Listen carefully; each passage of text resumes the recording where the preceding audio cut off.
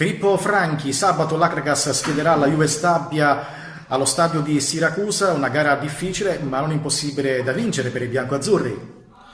Sì, sicuramente sarà una gara difficile, la stiamo preparando giorno per giorno con il mister, ma comunque dopo le ottime prestazioni fatte in queste prime gare di campionato non abbiamo paura di nessuno, perché siamo consapevoli e attraverso anche i risultati che stiamo facendo della nostra forza. Perciò noi sappiamo che loro sono un ottimo avversario, ma noi non siamo da meno, perciò andremo lì in casa, come anche se proprio casa nostra non è, e a fare la nostra partita e a cercare di ottenere il massimo.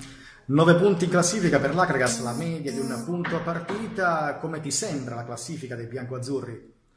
A dirla tutta ci vanno un po' stretti questi 9 punti, perché sicuramente per il gioco espresso e per le partite che abbiamo giocato qualcosina in più ce la meritavamo, però io penso che il calcio sia una ruota che gira, perciò alla fine i risultati e i punti a fine stagione arriveranno.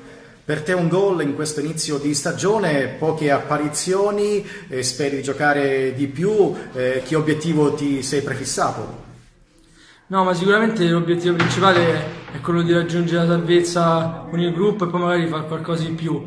Finora il mister mi sta dando il minutaggio che ritiene più opportuno, io cerco sempre di farmi trovare pronto quando entro, di dare il massimo e comunque lui lo sa che può sempre contare su di me. Quali sono i pregi di quest'Akragas? Beh, i pregi di quest'area sono che giochiamo sempre palla a terra, piano piano stiamo acquisendo sempre più sicurezza di noi, che magari dopo un inizio difficile e dove con la Coppa Italia i risultati stanno iniziando ad arrivare, perciò ovviamente quando arrivano i risultati hai anche più fiducia, e comunque il gioco che facciamo noi l'ho visto fare a poche squadre.